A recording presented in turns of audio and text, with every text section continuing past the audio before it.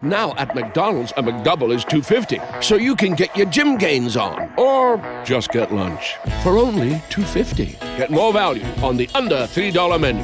Limited time only. Prices and participation may vary. Prices may be higher for delivery. Ba-da-ba-ba-ba.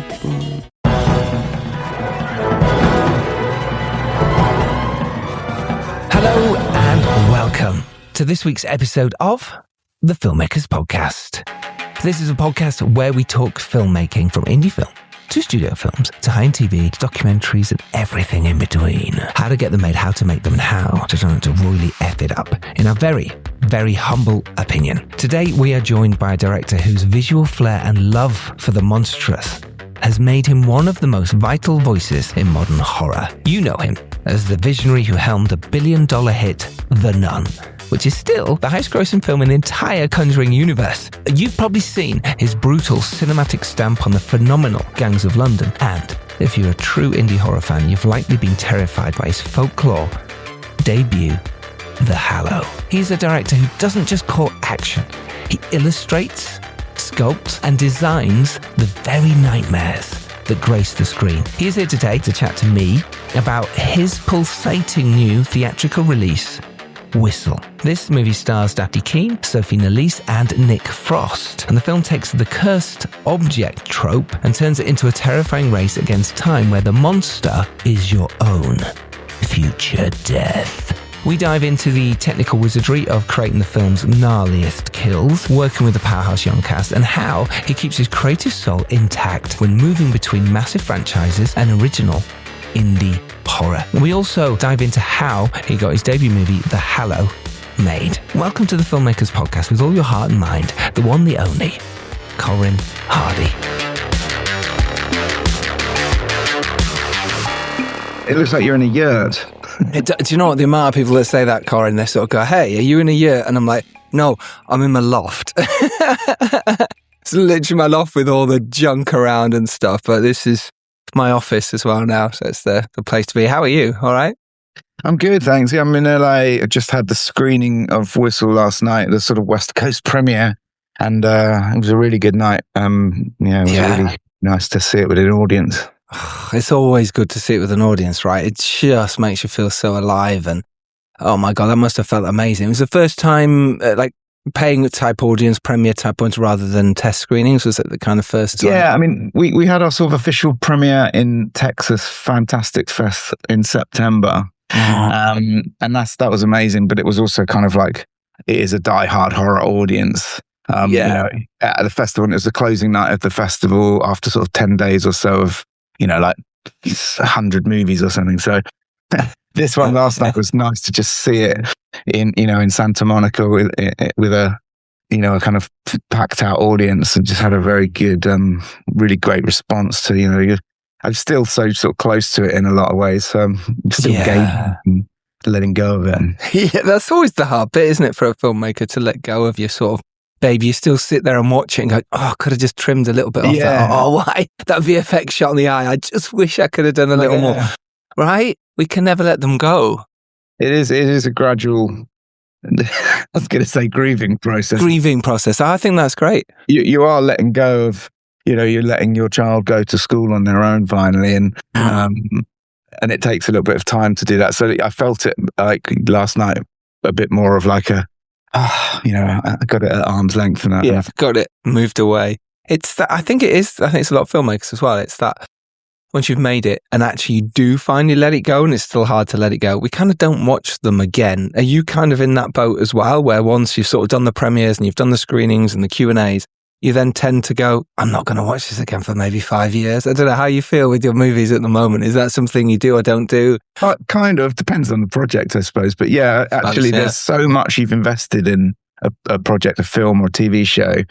There is a part of you that I think has to disconnect psychologically from it in order to then not only sort of creatively rejudge it or take in what you did, but you just sort of have to distance yourself a bit from, just even though it was, a really sort of largely very pleasurable process and of making it and the memories of making it. It's just it just takes so much out of you in a way when you're making these things. So It does. Yeah, it's a weird trauma style situation. I think after I made my first feature, I was 2 months later, I was like waking up with cold sweats. It's still waking up my message going, why are you here? I need to get the shot. I need to get this. It was just so incompetent. I think it was the first one was the hardest for that. But, agree. Yeah. I'd have really bizarre nightmares all the time of like being on set with the shot and no one's built the wall that you said you needed. And being I remember like exactly that, waking up and being in my bedroom and my wife there, and I was like in the shot still. So yeah, exactly the same. You're straining your every sort of part of your brain and body is trying to get the film to be the way you want it. So it's just like residual memory in your brain, I guess, is still active. Yeah, I think it's harder as soon as you've just finished it. I find the edit much more relaxing. I say it's not relaxing, it's not the right word, but less intense sometimes process. When you're on set, it's so full on, right? You've got this amount of days to get these shots with this time and these actors. In the edit, you can go, all right, well, we'll look at that one tomorrow. You don't get a chance to do that when you're filming. What's your favorite process? Do you prefer the prep writing side of it, shooting it, editing, or is it a mix depending on feelings and what's going on with the project at the time? It's a good one. I mean, I genuinely, like, all parts of the process have like big kind of pros and cons for me. And, I love nothing more than when I get excited about an idea in the first place, whether it's one of my own that I've come up with and I'm writing up and I'm dreaming up a potential movie. Yeah. Of which, I've had at least 50 that haven't made it to the screen yet. So there's that. Or whether I'm reading someone else's script and you're going through it and you're kind of hoping it's going to maintain itself and tell a complete story. And then as I'm doing that, I'm sort of dreaming up, the vision and the visuals through the sort of excitement of getting a production together and meeting the crew and going to a different country and going on location scouts and the sort of energy of that initial phase. And then the kind of, the amount of, well, I don't know what, like the process of actually the shoot is always just so all consuming. It's sort of hard to enjoy. And then I sort of look back after it and realize like, wow, what did we do? What we did. So, and then I always feel quite relaxed in post and in edit, and actually just like, it's just you and the editor, and you're just sort of sitting, actually seeing the film you made and telling that story. Remaking it. Don't really know which is my favorite because they all sort of demand a lot, and I have to like, it's only art in hindsight when I kind of can appreciate the whole thing in a way. Yes. Yeah, it can. I think it's that before you made the first one, a lot of our listeners are at that stage where sometimes they've not made the feature, but they want to. Can you remember those sort of days when you were kind of going, gosh, all I want to do is be on set making my first feature? Because before that, you're hoping, you'd made music videos before that, you made shorts, you'd made all sorts of bits and pieces, you came from the VFX background, but getting your first feature made it feels like a big hurdle to overcome. Did you feel that way? And after you'd done it, did things change? Yeah, it was. Yeah. It is like a dream that you sort of wonder will ever happen. And I got to a point where I was sort of like, you're going through the motions of lots of meetings, and obviously you have to sort of build yourself up and kind of somehow create a certain confidence that you can't possibly have until you've done a feature. It's like anything. You only really learn what it's like when you do it, and you have to. I had done a lot of music videos, so I'd got a lot of sort of experience on set working with teams under great pressure, creating stuff. But it's still nothing like the sort of marathon of a 20, 30, 40 day shoot with a crew and like managing that whole show and storyline and actors and all the effects or whatever it is. So. Can't remember what you asked. Well, no, but I think you're absolutely right. It's that dreamlike thing, and I love the fact that you touched on that.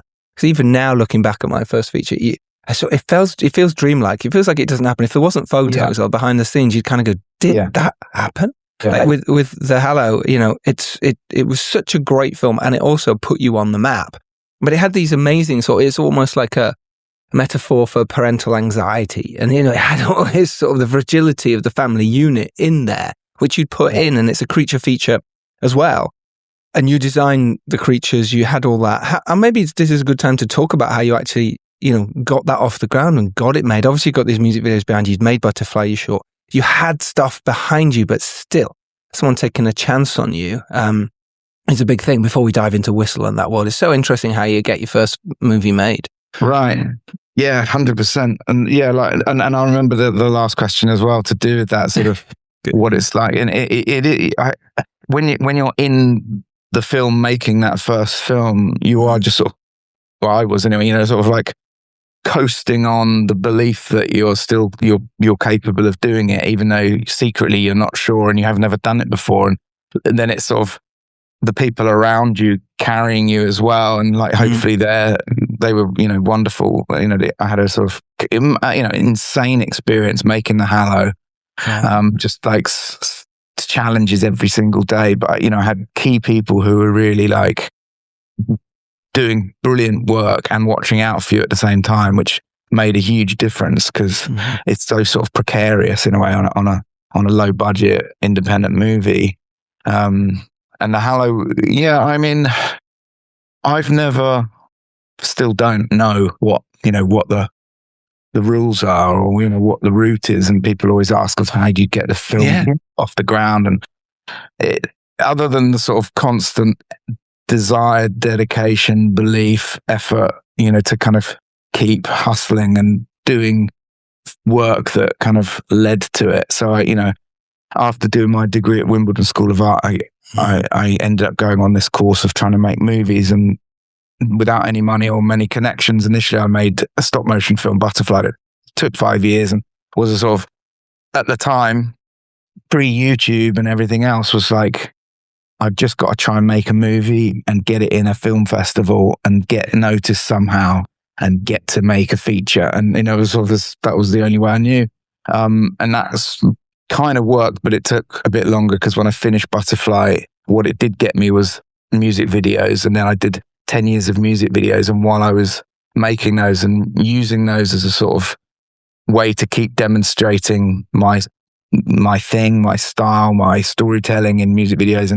And I was developing 4 different sort of stories and films of my own, horror movies, monster movies, but without a kind of knowledge of how to really get to do them. And actually, they were all such large scale. The Hallow was the only one that was remotely contained. And it wasn't really contained because I was like, I want to do a creature feature movie and, in this way and show the effects and see the monsters. And, I didn't like the idea of doing a low budget first film that was sort of just set in a house and you didn't really see much.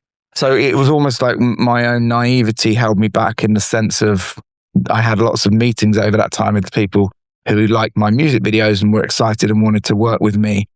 But my ideas, especially in the UK, were always a bit too ambitious and big, and the budgets that was required was more than I should be allowed as a first-time filmmaker to take a risk on. So I didn't understand. I didn't know that, and in a way, it just took a long time. Someone sort of just sat me down and go, "Here it is. Keep your first film to at least under 1 million. Contain the story more. Blah blah blah.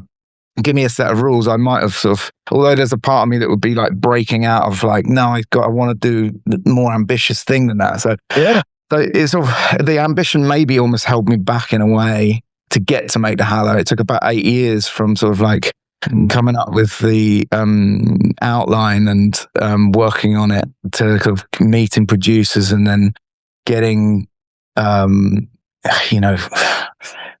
script after script after script draft and time moving on, and then doing other projects, and there's a point when I was like, it's just not going to happen, and then it did get green lit, so to speak, with the first proper finance. And then I think there was probably another year after that, and a lot of it was also to do with the whole kind of, but can he work with actors question? Yes, that's that question.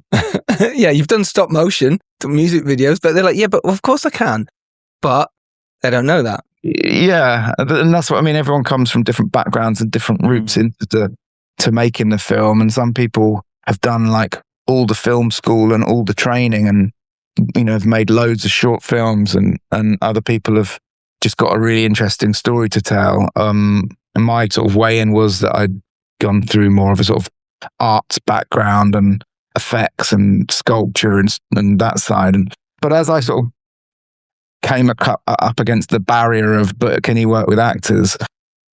Then I started incorporating actors a lot into my last sort of couple of years of music videos, and sort of would write more story-based music videos. And I was pleased to be able to spend some record company money on a band I hopefully liked with the track I liked, but kind of like create a story and get an actor like I got Joseph Morlin on a Horrible Crows video, and Devlin and Ed Sheeran and actors surrounding him on a Devlin video.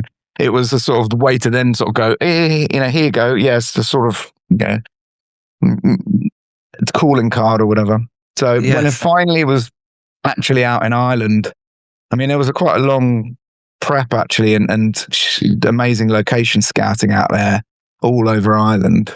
And it sort of started to feel real. And then, suddenly you're like in prep and then you're actually shooting, and it's like, oh my God, all of that 10 years of dreaming about this. And then there's the fear that sort of like suddenly consumes you. Yes. Can you really do it? Yeah, and it does. And it's so true. It's so interesting you said that. What was that moment like when you felt like you had the green light? Because it's so hard to explain it, because you almost think it's going to fall away again, because yours was 8 years, mine was 10 years, I think, from me saying I'm going to make my first film to actually making it. Right, and it's just that whole time was someone saying, yes, it's going to happen, and them just lying or talking bullshit. Or it was someone saying, I've got some money, and it faded away. We've got this star, and it faded away. You having Joseph Moore, I think, really helped, because obviously he stars in the Hallow as well. So I think that is a bonus. But that little moment when you thought, oh my God, I'm actually directing a feature. This is it. Can you remember? And I think even then I was way more naive and much less experienced to the concept of the green light, or this like you sort of, it feels like you're waiting, and then this big green traffic light lights up and you go, yeah, we're making it, and you're on. So in reality, the green light can come and go and turn into amber light, red light, and nothing like. So now I'm way more skeptical, and it's just like an ongoing, thing to keep making stuff until we're actually on set making stuff. But it was, I mean, I can't honestly remember when it was like there was any sort of a phone call that said we're making the movie, except that at some point we were in Ireland, and then we were like, oh, we're on day one. It's like, oh my God, and then it's just like we're kind of like war every single day of just trying to capture the vision that had been devised over the last 10 years or so. And that's the learning curve as well as a director, where you're like, it doesn't matter. I'm a firm believer in so much planning and prep and storyboarding and floor planning, and that all so valuable. But there's still the coming to terms with, in your first movie particularly, like you can't get all of the things that you've like dreamed up and laid out. You can get some of them, and hopefully, if you've been the closer to reality you've been, the more you can achieve. Yeah, that's so true. I think you set up with those standards, you think, oh no, it's right up here. I've got a 10, and this is going to be a 10. And then you go down, you compromise, and you go, okay, we've got a room here, we're filming in with white walls. Okay, that wasn't my idea here. This was a whole opulent stage. And you do have to sort of challenge your brain. And I think that's when we become the most creative, especially in our first films. And, later on, it does become, hey, we can try and save this in some way. I wanted to talk to you about the sort of the magical creatures that you do create in your films as well. Who Will I Become When I Die, especially in Whistle, is fantastic. And some of the sort of beautiful imagery you portrayed here was fantastic and really like perfect for horror fans, in that sort of light. It was just like, oh, I loved it. Me loving those kind of films and the Final Destination sort of moments, but also you've got your own twist on it and your own, which I really liked. I thought it was really interesting. And again, you're talking about the fear of losing something, whether it's a parent or child. It kind of connects, doesn't it, to Whistle from the Hallow, which I think is really good. What is it you kind of look for within that creatures or those monsters when you're designing them and you're the one drawing them and creating them? How do you find them? Thanks. Yeah. there's a lot there. Yeah. Basically, give us all your secrets, Corin. Come on. No. I think ultimately I can sort of tie it all back to being a child when you are a blank canvas and you experience things for the first time, whether they're like, going on your first school trip to Wales and going in a cave for the first time, and it burns that experience into your head, whether it's a positive or traumatic, or going on a roller coaster for the first time, or seeing a movie for the first time, and those first movies that you see, whether you're sort of when I was 6 years old watching King Kong, or sort of Ray Harryhausen movies or Morph on TV, things that just like utterly captivated me and sort of burnt into my brain, imprinted as a sort of like first time experience, completely captivated and blown away by that. I didn't question that it wasn't real. It was just like a magic experience, or seeing Indiana Jones or Empire Strikes Back at the cinema. And then with horror, which is sort of the most, you could say, extreme experience, because you're getting actual sort of shocks and adrenaline hits, and seeing Alien or seeing The Thing or Evil Dead 2 was like an extension of like slightly older, or sort of between the ages of sort of 10 or 12.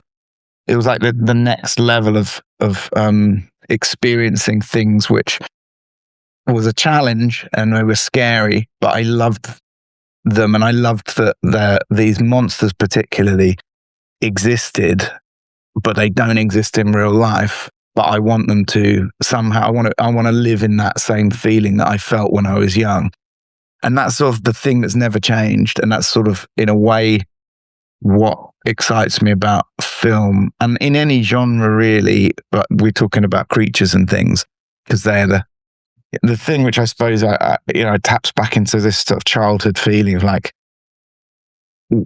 really wanting them to be to exist, and the magic to exist.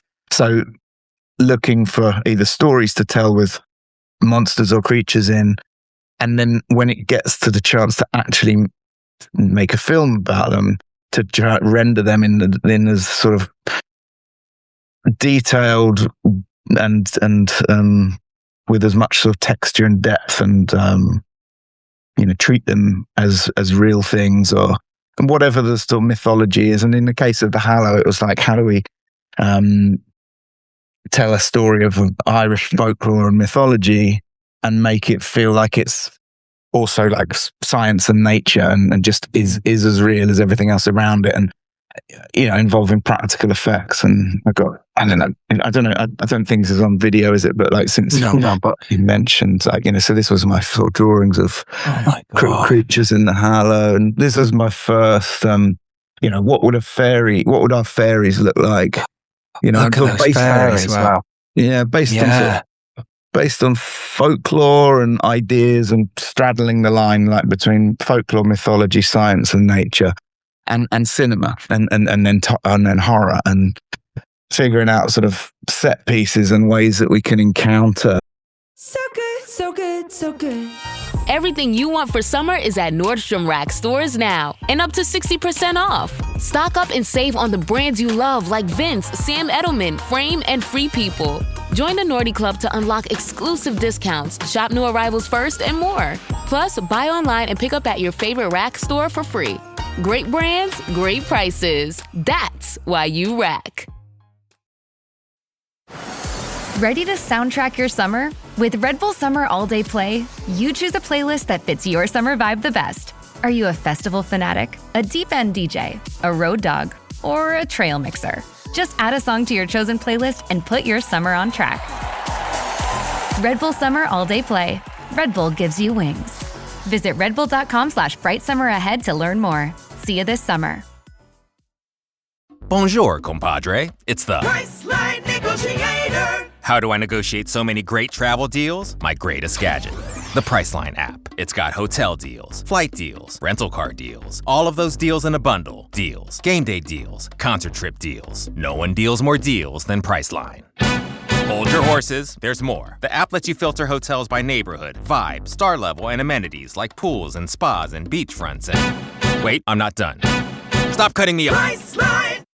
Have you ever rearranged your furniture and discovered the carpet underneath looks brand new while the rest of it looks, well, not so new? It's time for a carpet upgrade. At the Home Depot, we have stylish choices at simple prices from all the top brands.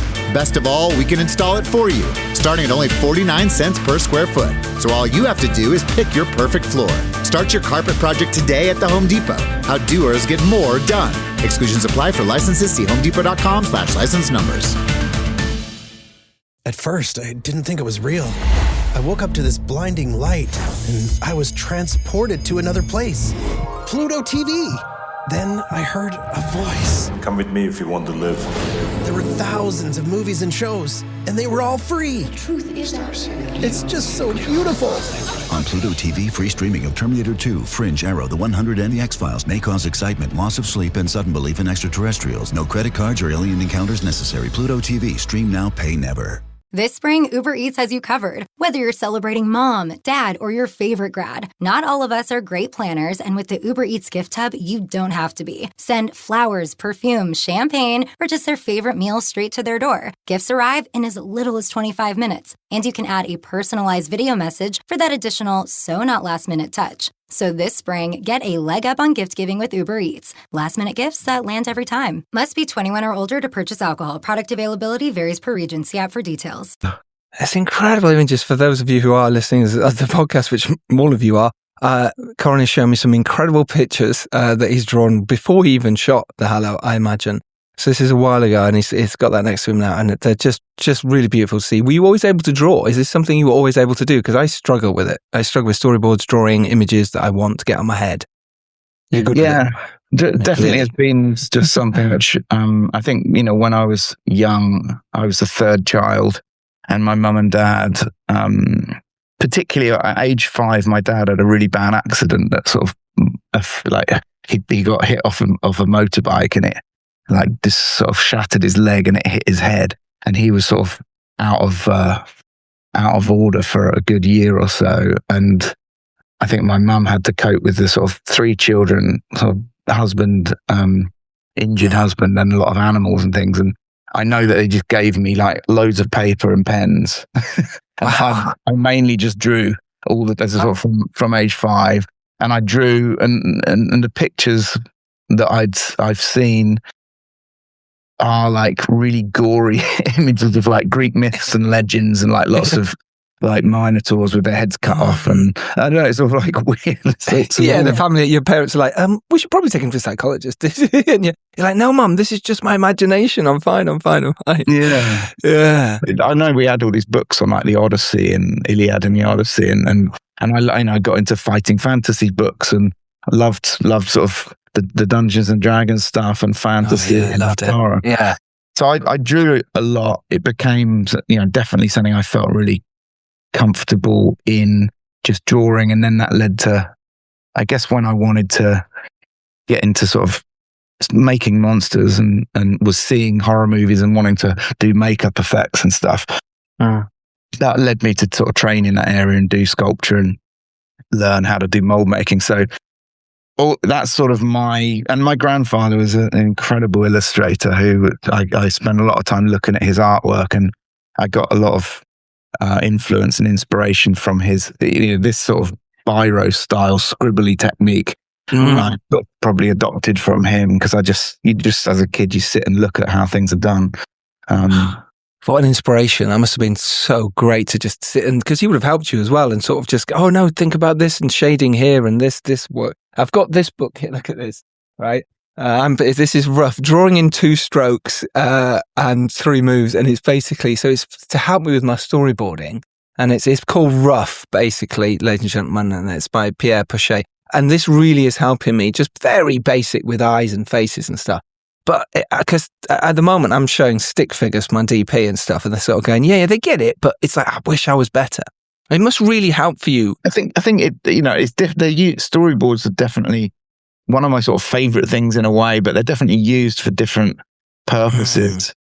I do kind of treat them as an almost full kind of like rendering, concept art, light, direction, production design, camera movements, blocking, but they don't have to be, because they can just be, as long as you are, how you're using them makes sense to you. It can be like, I mean, look at these brilliant Scorsese storyboards for things like Raging Bull and stuff like that. Really sort of simplistic and basic, but they are very, very specific of what the details that you can get cluttered, I think, with storyboard having too much information. But I like that. That's made me feel more confident about myself. But it's true, my DP, Andrew Rogers, my main DP, but various other ones, they always go, no, I get it. I know what you mean. Yeah, exactly. I can see where your angle is. Don't worry about it being a terrible drawing. I do get the piss taken out of me by the rest of the crew, but it doesn't matter. It's like, well, okay, we can have a laugh about it, but trying to create something is really hard. It's going like, and that must have been really interesting, I think, for you. And again, I wonder if you took your technique straight away, your storyboards, your design, your thought process, because you went from the Hallow to the Nun, right? That's for anyone out there, that's a massive leap to go from your first independent movie to the Nun, which was made for, for most Hollywood budgets, reasonable standard, but it's the biggest grossing movie in all of the Conjuring franchise, which is kind of incredible, and fair play to you for your second film. Huge congrats, clapping massively from the stand. How was that leap? Do you know what I mean? Before we get into Whistle, because I think that's such a great thing. Your second film was this massive juggernaut. Well, what actually happened was I went from the Hallow, which, I was really thrilled to get that in the Sundance Film Festival, which was a massive, just a really amazing experience to sort of actually have a horror movie sort of treated with a certain, acceptance into this like great film festival in the midnight section, and you'd be able to go out there and premiere. It was actually like pretty much today, I think 11 years ago, 2015. 15, yeah, it would have been. It was like January the 23rd, I think it premiered. So just, and that was just a brilliant experience. And that obviously then puts you in, you get sort of a certain amount of exposure. Around the same time, I got the job to make the new Crow movie at that time. Yes. So actually, I didn't go from the Hallow into the Nun. I went from the Hallow into the Crow. And this was Jason Momoa as well, right? This was starring Jason Momoa. This was actually pre-Jason Momoa. I mean, I won't go into too much detail, but I did 2 versions of the Crow over a sort of 3.5 year period. And the second one was Jason Momoa. But the first one was, we went into full pre-production and went into like location scouting and casting and everything. So that was the first move from the Hallow, and then going into the next production, and that was sort of like, okay, here we go. This is it. And then when that... Well, even that, Corin, is a big leap. That's kind of like, you're going from an indie movie to suddenly going to The Crow, which, it didn't get made, that version, but that leap in itself is massive. So it was sort of similar feeling to The Hallow, but now in a sort of expanded, escalated way, because The Hallow was like, after 8 years, finally sort of like being on set and being like, oh my God, we're actually making a movie. This is an actual feature film. When I was doing The Crow, it was like, okay, now the roller coaster's fully off, and this is the next one. I can't believe that the second movie I'm doing is a remake of one of my most beloved movies. But here we go. Here we go. I'm going for it. When it went down, and it didn't happen the first time. Then I went back to some of my other ideas and my monster movies and the things I was like looking to do after the Hallow anyway, before The Crow happened. I had this big monster movie, survival movie in the mountains. Still one I'm looking forward to making. Yeah, it'll happen. Only this is one that will be 24 years of looking forward to making it, since 2002. So. Jeez. Yeah. So then somewhere in that, and I'd got an agent from Sundance. I got agents and got, the team had built up around me. So suddenly I was getting scripts, and then the Nun came in, and it was a sort of like, obviously I'm a fan of the Conjuring movies, James Wan's work, but it was that sort of like, I've been putting so much work into my own original ideas to do next. I hadn't thought that my next movie could be about a demonic nun. But it was like Sure. the opportunity presented itself. It was a really great fun script of Gary Doberman's and James Wyatt's, and obviously I could recognize how your career and things can go and decision making. So I sort of considered it, and then did the meetings, and then got that job, and then suddenly it was like the difference between the Hallow, which was like independent movie, 8 years of trying to raise funds and get in front of the around, trying to get around. It was like the opposite. It was like a studio movie where it's like it's already been ordered. The movie's gonna happen. It's there. There's, as they call it, there's a big appetite for this movie. It's happening. I'm making it. And actually, at the time, I remember the first question was, because when I made the Hallow, my wife and I had our first daughter, like just a few weeks before we went into pre-production, and so it was like everything happening at the same time, And then with The Nun, we had our second daughter. We sort of knew when the due date was. And so we had to when I told them, and I was like, I'm so excited to make this film. There's one thing I need to tell you. And they were sort of very cool. And they said, well, look, do you want to sort of wait until after your daughter's born before we go and make this film? Wow, how nice. Or do you want to, or do you want to do it before? And part of me wanted to wait and just like, I want to get the baby out, born, and then sort of go off and make the movie. But they indicated that they would really love it if we could make the movie as soon as possible. So before I knew it, we were in sort of pre-production.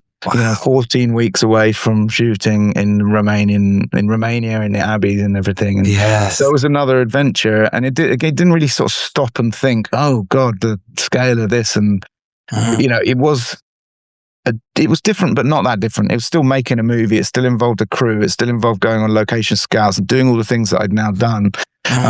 But there was a more solidarity in the overall production because it was the studio that was behind it all. So same but different, same but just more.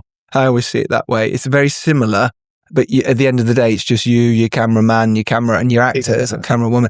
And that's kind of it. You're in this bubble. Everything else around it is just kind of noise sometimes in the world. I suppose then what you realize is, the pros and cons of the independent one is that, you are a bit more like left to your own devices, and you're sort of doing things. You have an idea and you kind of like hash it out, and you sort of like do it a bit handmade, or you ask someone and you get it done. And then on the studio one, it was a little bit more like this process that has to go around and get approved and go through departments, and it just sort of like little things become bigger things. So I see. Yeah, it's not as easy as going, I want that yellow t-shirt. Okay, I'll just go buy it and take it. Yeah, it's like one of the yellow t-shirt. It's got to go through a whole process before that yellow t-shirt comes back. What design, who from, what's that? Yeah, all that good stuff. That's quite incredible. How much did you have to pitch to get The Nun? And what did you do for that? Just before we get on to our amazing new film. Memory of it was, and I remember I had a great supporter in Michael Clear, who was running Atomic Monster with James. And I don't know if he was in Sundance or he saw the Hallow. So he'd sort of championed me. So when I read the script and like immediately kind of like recognized that this was a really kind of like fun story. And I loved the old schoolness of it. And what I loved was the sort of, I kind of thought, oh, this could kind of be like my Dracula. Because I love that. The film, but there's only we keep remaking Dracula or Frankenstein or whatever, and I do want to make original stories. And although The Nun is part of the Conjuring world universe, it still was the first Nun to come out of the Conjuring 2. So there was a part of me that was like, once I got over the idea that, I hadn't ever thought of doing a demonic nun movie because it wasn't on my to-do list bingo card. Yeah, exactly. Then I was like, but if I do a demonic nun movie and I treat it a bit like a sort of classic, my Dracula, it's like there's this monster in an abbey in the mountains in Romania and all the nuns are dying and no one knows why, and it's an investigation. I was like, oh, that's cool. I like that. And I loved that it was set in that period. So there was lots of things that I could get my teeth into. And once I sort of found that out and got excited to, I guess it was, I can't really remember. I remember just doing a Zoom with the guys, at New Line and Atomic Monster, Warner Brothers, and then we were pretty much going ahead and making it after that. Wow! So it was pretty quick. There wasn't like, we're pitching, you're going in again out, and it seemed like it's quite a simple process of we want Corin. Okay, cool. I'll chat to you, and wow, how nice. That's your memory of it, but you might have, who knows what happened. That's amazing. I think when you find a project that you just sort of like genuinely like, this is how we do it, and this is what I do, and here's, that's the Nun. Yeah, come on. Oh, there's some Nun stuff. We used it as it's such a great film. We used it as an example on our last film as well that we've just made. And we used like clips from it to show the crew, this is what we're going for. It's still such a fantastic movie, mate. It really, really is. It's got so much going for it. Yeah. This was a lot of filmmakers too. Early drawings on the Nun. Oh, wow. Mate, that looks so cool. So Romanian depth and basically a graveyard in front and then a castle behind or a house behind. I think I did some sketches and showed them like this. I'd give you the job. Yeah, I didn't do that one, but I did some kind of weird. Oh wow, that one on the right already looks like Bonnie Aaron's there. Yeah. She was Nellie in the last film we did. Bonnie, yeah, she's character. She's great. Look at that one. Corridor of Crosses. Oh, fabulous! Look at that spin around. I love it. Well, look, and we'll yeah. Oh my gosh! Wow, just saw another amazing image. Gangs of London aside, which is incredible, we'll move on from that for now. But then obviously now you've come with Whistle, which is kind of like you've described it, I think, as Breakfast Club sort of meets this Nightmare on Elm Street. It's got this vibe of these kids at school, but yet you've got these wonderful deaths. So when it came to you, because it's a team that came to you, right? Because you haven't written this one. So I'm just interested in that process for you as a director to go, okay, this is my next film, and maybe why, the creature side of it, these sort of wonderful ideas that you could bring to this, I imagine.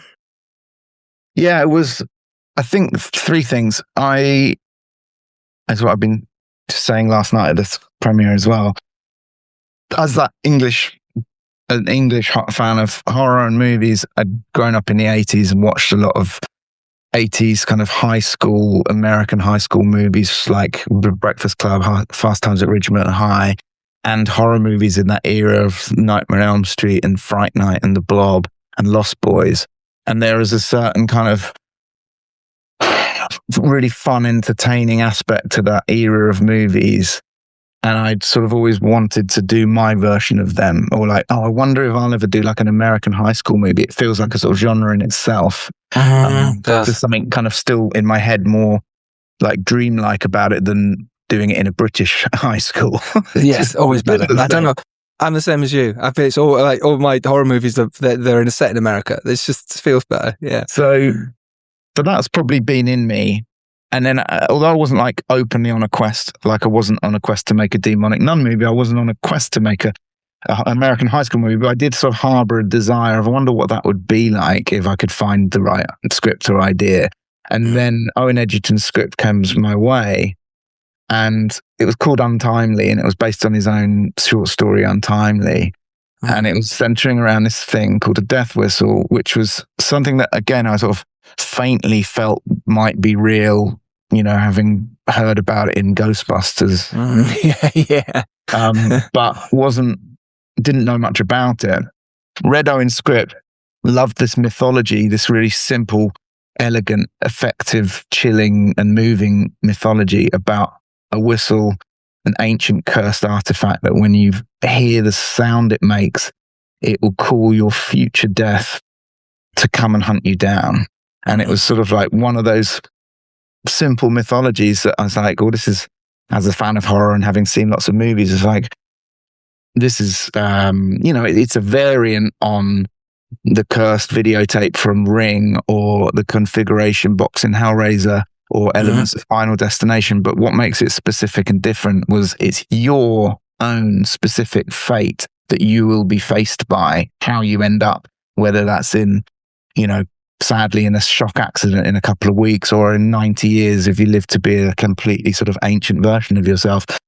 Whatever and however you end up, that's what comes to kind of claim you and give you its death. So I thought, well, this is exciting. But then I went back and I was like, but the whistle, like, I haven't seen the Death Whistle movie yet. Have you? Yeah. Nope. It's true. Immediately I was like, and I had to do a quick check in case there'd been like 5 that I didn't know about. So I was like, that's pretty shocking to have a horror movie in front of me that I could make that's about something that no one's properly seen yet. So, and then it was this like really beautiful kind of story of teenage angst and heartbreak and romance and all those things that I said, like, that I'd been, got stored up since I was at school. So I was kind of putting it all together and got the job and went sort of into it and was really happy to bring this one to the screen. This is the Death Whistle in Choker. It's so cool. It's such a cool design as well. Did you have a big hand in designing that? Yeah, I mean, it's one of the first things, whilst casting the human characters, was like, but this thing is a lead character in the movie. It's got to hold up, that's again, going back to the monster conversation, it was like, along with the death sequences that were all quite, elaborate and outrageous and imaginative and varied and different, and they all had their own different sort of subgenre of horror, and they're dictated by the person's actual fate. The whistle itself was like, it has to feel real, it has to feel ancient, passed down for thousands of years, and it has to sort of hold up in a sort of close up that can, be as kind of have a presence as much as the lead character. Yeah. So I work with a Spanish concept artist, Daniel Carrasco, super talented guy, and we went through many designs to get to. Because you're also like, when have we got the right to? Who knows? So I've got to call it and say, this is the design. Yes, you get to a point where you've gone, right, we've gone through loads now. Everyone's gone, they've put their 2 pennants in, and you're like, yeah, okay, I need to. This is the one now. Let's move forward, and it's really cool. I think what you've done here is really fascinating, because if you look at your journey and where you've sort of come from and your trajectory, this feels like, it feels very you, but it also feels fresh because you've, in a way, and I'm sure you have, but not necessarily done comedy. In your films, there's comedy elements, but this is funny. This is humor within the horror genre, which is a different genre to The Nun, let's say. You're suddenly going down this much funnier path of some great funny moments, some beautiful moments. So what was the challenge? Credit to Owen on that, Owen's script and, the balance of sort of humor and heart. I mean, that was the thing as well. I'm always looking for emotion and characters that are characters you can care for. And didn't want to make an American high school movie, which every character is like a sort of cynical, snarky character that they're just there to get killed. I wanted the big characters that you were interesting and you cared for them in different ways. And so when the terror starts to consume them and they're breaking apart, it's sort of also heart-wrenching. And they're trying to, you care for them when they're getting faced by their death. Yes, which is so cool. Such an interesting concept to not have a one baddie like the Nun. You've got a load of them, so that they can haunt you and chase you around. The baddie is yourself. That was what's really, really just, again, simple and exciting. It's like the villain of the movie. I mean, it's presided over by this ancient, misunderstood kind of ancient object. Which has a lot of sort of mystery in its own right, but the cause of death is your own fate. That's also quite deep, and very deep. The fourth aspect that really made me want to do the movie was actually the kind of conversation about grief and mortality, and the idea that we're all humans. We're only when we're born, so is our death. When we're born, we've got a limited time, and we don't know how long that is. So the sort of underlying nature of this memento mori, which means remember that you will die, which is a sort of message in the movie that once I kind of deciphered that, I find that very positive in the sense it's like, recognize that you will die. And so live your life in a free way and in a way that's, kind and, unhindered. I love that. Yeah, and if you can, that's so lovely. And then on that, and I suppose it's the final question, is the difference for you and your thought process as a director to choose those moments with your camera angles or the shots to get not just the heart here, but certainly the comedy and those humor moments. Were you doing something different? Or did you plan different shots or to hang on things? I did make a very conscious decision on this movie, partly through sort of wanting it to have a slightly retro styling, inspired by those movies like Nightmare on Elm Street, Breakfast Club and Lost Boys, the sort of slightly older school movie making and a lot of, I just wanted to do more on like track and dolly, steady cam, and really figure out the blocking more in this movie. And I worked with Bjorn Charpentier, my DOP. And I just, each time you get the chance to do a movie, and sometimes there's years in between, I'm proud of all the movies I've made, but sometimes they don't turn out exactly what was in your head, and you have to figure out why. And it's partly because you're adapting to constraints that are to do with time or money. And then it's to do with also your confidence and your experience and your the vision you're trying to carry off. And I think I've trained so much on the music video aesthetic of having one day to shoot an entire music video and having normally like 12 hours or 14 if you're lucky, and packing in an entire like story and all this stuff, so that I would sort of adjust my techniques around that and use like handheld or like, and at some point when I did Whistle, I was like, let's really try and just like do a really sort of solid storytelling with our camera and our camera moves and our lenses. So there was, I think, just even more of a conscious decision, but also maybe a confidence to adhere to our sort of plans more than I had done in the past, which I'm really proud of how that, I think, translates. I think that's what you're talking about. Absolutely does. It really is. It's impressive. It's really wonderful. I love what you've done with Whistle. I think it's really cool. Thank you. Really, like you say, love those shots. I love the way you held that for a moment, the lens choices. Everything was just really lovely and it's brilliant. So congratulations. Look, Corin, honestly, this has been a real treat for me. I've been a fan for a while, so this has been fun as hell to chat to you. So thank you very much. Nice to talk in some more detail, outside of the regular questions as well. So yeah, thanks. Absolute pleasure. Thanks, buddy. All the best with it. Cheers now. See you. Bye. Well, there we have it. That was the amazing Corin Hardy chatting with me all about Whistle. It's out in cinemas now. It's really fun. It's really great. The kills are superb. Really worth watching. I had a blast. And Corin's a great guy, as you can tell. So why not get yourself to the cinema and why not watch this really classy, cool horror movie? Let's call it a horror movie. Let's call it what it is. I'm still over in Bulgaria at the moment. Next week, we're prepping for doing additional photography on Samadiva. So I'm very much looking forward to that. Getting the cast back over again and shooting with those is just going to be so much fun.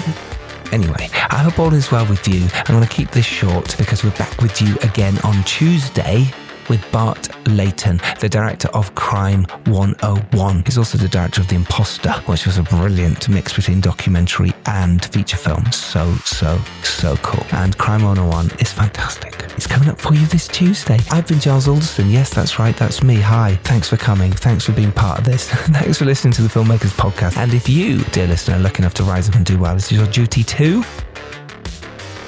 Yeah, that's right. Send that elevator back down. We will see you on Tuesday for Bart Layton. See you then. Take care, everyone. Bye-bye.